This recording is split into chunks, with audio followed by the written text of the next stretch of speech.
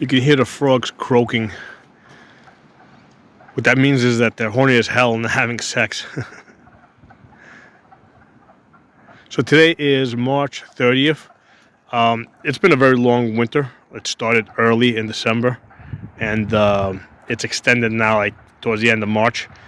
Last year they had all like finished mating by pretty much by April 15th to 17th. This year around the 15th, it warmed up a little bit, and I think maybe it was like 2 or 3 out there that were mating.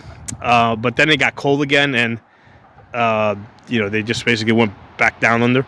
Now I think it was like warm last night, and it's about 62 degrees right now.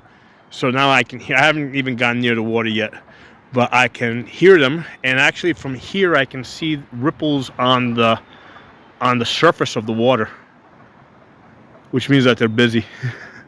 So when I get close, they're gonna stop croaking. So let's try to quietly sneak up on them.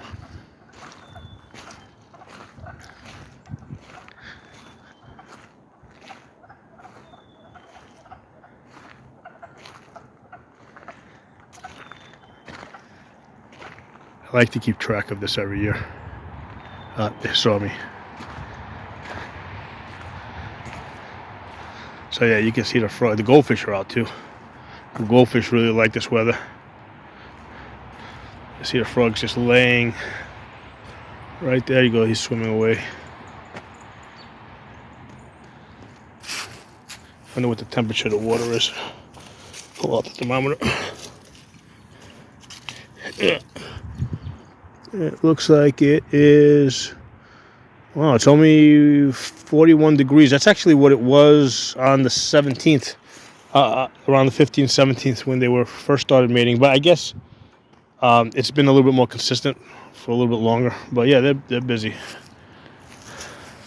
Hey, you can see the goldfish right there. They're all near. Not all of them, but there's a few near. We'll walk down the other end of this pond. There's a 5,500 gallon pond when it's full. So these are, you see these sacks over here?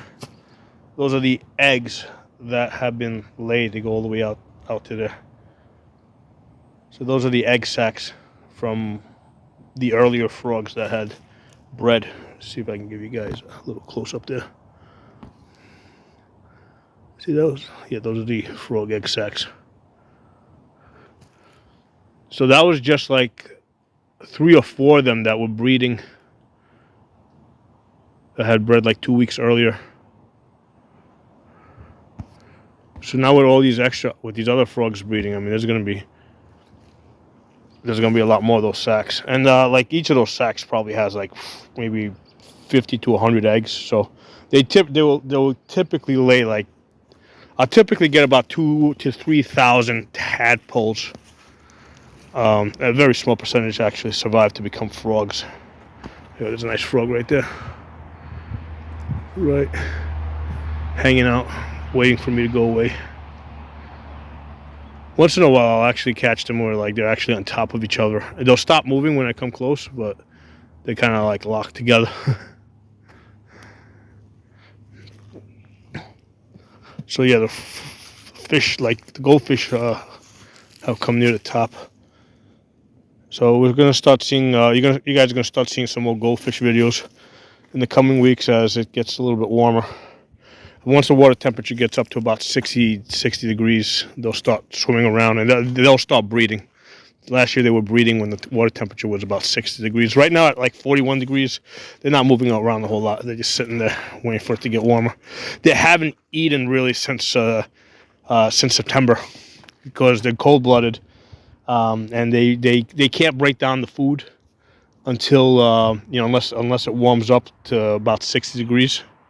So they don't eat from like September until like April. So it's a hard life, and I do get. I mean, they don't all survive. There is a die-off. I think out of some 500 goldfish I had in here, I think I counted about 17 floaters that had died after the ice had melted. And then they kind kind of sank to the bottom. So I have to take a count as soon as the ice melts. Now there's another sack in there. This one's white. I think that's what that white sack. I think that those are salamander sacks, because I get lots of salamanders in here, and I have seen them swimming over the last 2 days. So they last couple of weeks they've been. I've seen a few of them, so they're probably breeding. I mean, they're not probably. They're definitely breeding too.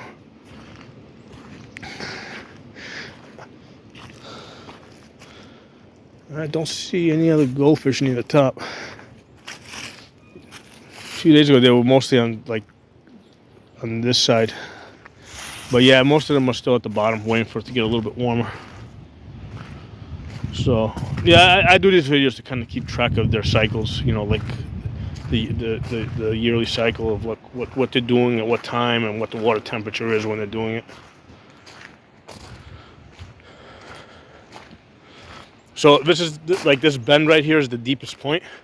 So when this pond is full, it's about 4 feet deep here, and then basically it gets gradually to it gets like 2 feet deep at that end over there. So it's 4 feet here, then like 3 feet there, and then 2 feet near the end, and then on this side, so we said 4 feet here at the bend. Okay, then here it gets down to about 2.5 feet. Then here it gets a little bit deeper. So here it's like 3 feet deep till it gets to about here. And then from here on out, it's about 2 feet from like here to about here, about 2 feet. And then that's usually about, from here back, it's about 1 foot deep. So that's, and then it's like something like 8 feet wide here. So it's somewhere between like 5 to 8 feet wide, depending on where it is. Like over here is the widest point. So it's about 8 feet wide over here.